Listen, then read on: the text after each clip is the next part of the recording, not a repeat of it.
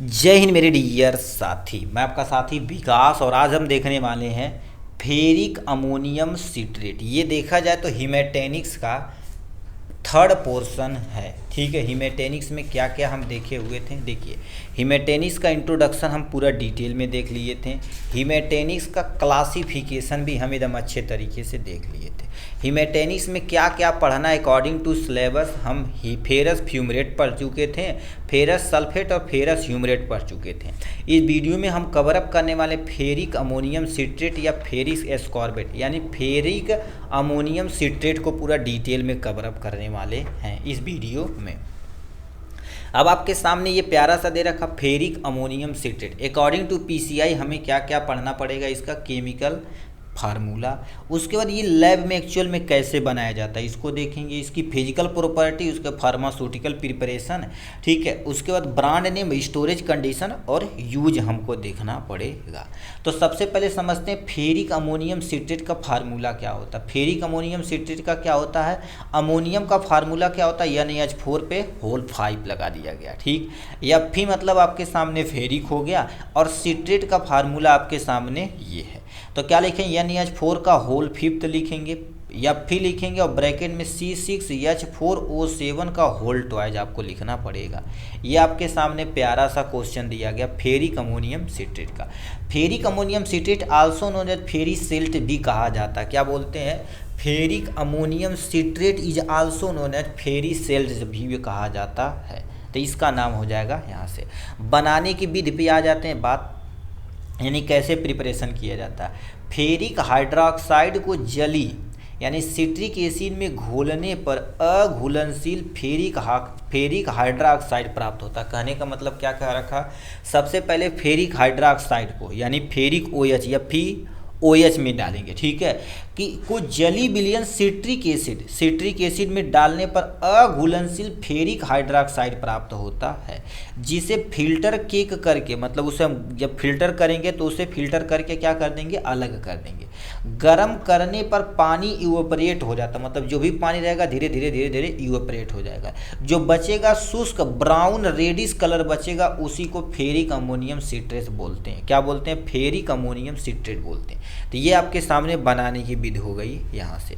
अब मार्केट में देखा जाए, मान लेते हैं आपको दे दिया जाए कि फेरिक अमोनियम सिट्रेट, तुम कैसे पहचानोगे क्या हो रहा है। तो सबसे पहले उसका कलर देखेंगे, किस कलर का होना चाहिए, ब्राउनिश रेड कलर का होना चाहिए। बोले थे ना ब्राउन रेडिश कलर का होना चाहिए, तो ये ब्राउनिश रेड कलर का होना चाहिए, पहली कंडीशन। दूसरा, ऑर्डर देखा जाए तो ये ऑर्डर लेस होना चाहिए, मतलब तुम स्मेल करोगे ना तो तुमको पता ही नहीं चलेगा, ठीक है, कोई भी स्मेल, ठीक है, तो ये ऑर्डर लेस होना चाहिए। दूसरा आपके सामने क्या दे रखा, आपके सामने इसका टेस्ट देखा जाए तो मेटेलिक टेस्ट होता है। कैसा टेस्ट होता है, मेटेलिक टेस्ट का होता है, यानी टेस्ट इसका जो होता है मेटल से होता है। क्यों, क्योंकि इसमें आयरन प्रेजेंट होता है। नेक्स्ट में आपके सॉल्बिलिटी की बात की जाए तो जल में घुलनशील होता है। यदि जल में घुलनशील है तभी तो आप इजीली सिरप के रूप में पी पाएंगे। तो जल में घुलनशील होता है और एल्कोहल में अघुलनशील होता है, यानी एल्कोहल जो तुम्हारे पास होता है C2H5 उसमें अघुलनशील, इसमें घुलने वाला नहीं है। ठीक, अब इसकी कुछ प्रॉपर्टी देख लेते हैं। फार्मास्यूटिकल प्रिपरेशन, मतलब मार्केट में ये टैबलेट के रूप में आता, दूसरा सिरप के रूप में आता, तीसरा कैप्सूल के रूप में आता, ओरल ड्रॉप के रूप में आता, यानी इन फॉर्म में देखा जाए तो मार्केट में उपलब्ध होता है। ब्रांड नेम की बात की जाए तो आप याद रखना, ब्रांड नेम, ये बुक का जो ब्रांड नेम है उसी को यहाँ पर लिखा गया। आपके दुकान पे या आपको किसी अन्य फार्मूले पर यदि पता हो कोई ब्रांड नेम, वो भी आप यहाँ से नोट कर सकते हैं। लिख रखा फेरो प्लस इसका पहला ब्रांड नेम, दूसरा आपके सामने लियोजेन के नाम से आता है। ठीक, उसके बाद आपके सामने क्या लिखा रखा, यानी डेरिटोन के नाम से आ जाता है, जेरिटॉल लिक्विड के नाम से आता है। तो इन नामों से मार्केट में हमारे पास क्या होता है, गुरुदेव, उपलब्ध होता है। स्टोरेज कंडीशन की बात की, ठीक है, तो स्टोरेज कंडीशन आप केवल 1-2 याद रख लेंगे, अपना काम हो जाएगा। एक किसी पे भी एक याद रख लिए, सब उस पे चिपकाते चले जाएंगे, काम हो जाएगा।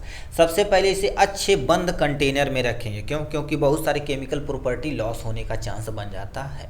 बंद कंटेनर में रखेंगे तो नो एयर से, न किसी भी अन्य पार्टिकल से रिएक्शन कर पाएगा। ठीक है, तो इसीलिए बोला जाता है एयर टाइट कंटेनर में रखेंगे। क्यों, क्योंकि बहुत सारी दवाइयाँ रहती हैं एयर के साथ रिएक्शन करके वो एंटीऑक्सीडेंट प्रॉपर्टी बनाती हैं, ऑक्सीडेशन हो के वो खराब होने का काम आ जाता है। अब बताओ ख़राब हो जाएगी नहीं, तभी गांव में कहते हैं दवा में हवा लग गया तो इसको खाना नहीं चाहिए, तो रियल है, एयर टाइट कंटेनर में रखना चाहिए। दूसरा, इसे रूम टेम्परेचर पे रखें। जैसे रूम टेम्परेचर पे रखने का मतलब 20 से लेकर 25 डिग्री सेल्सियस होना ही होना चाहिए। ये हो गया। प्रकाश के यानी सूर्य के प्रकाश यानी सूर्य के प्रकाश सनलाइट तथा मॉइस्चर से इसे दूर रखें, क्योंकि सनलाइट और मॉइस्चर से दूर रखेंगे तो ये लंबे समय तक चल पाएगा। ठीक, तो ये आपके सामने स्टोरेज कंडीशन दी गई है यहाँ से। उसके बाद इसका उपयोग लास्ट में दे रखा आपके सामने। इसका उपयोग आयरन की कमी को दूर करने के लिए, मानते किसी व्यक्ति के शरीर के अंदर आयरन की कमी है यानी हीमोग्लोबिन की कमी है, तो उनको सही करने के लिए हम क्या कर सकते हैं, फेरिक अमोनियम सिट्रेट का प्रयोग कर सकते हैं। दूसरा, हीमेटेनिक्स एजेंट की तरह, हीमेटेनिक्स एजेंट क्या होते हैं, जिसमें शरीर के अंदर हीमोग्लोबिन की कमी होती है, उसको सही करने के लिए हम क्या कर सकते हैं, फेरिक अमोनियम सिट्रेट का प्रयोग किया जाता है। तो इस तरह से देखा जाए तो आपके सामने फेरिक अमोनियम सिट्रेट के बारे में दिया गया है। क्या क्या था आपके सामने एक बार हम दोबारा दिखाते हैं।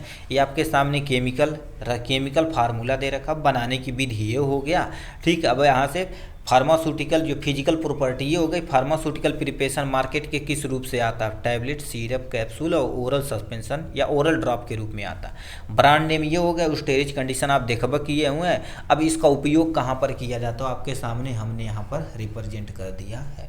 तो इस तरह से देखा जाए तो फेरिक अमोनियम सिट्रेट यहाँ पर ख़त्म होता है। तो चलिए आज के लिए बस इतना ही, फिर मिलेंगे नेक्स्ट वीडियो में नेक्स्ट टॉपिक के साथ। तब तक के लिए bye bye and take care.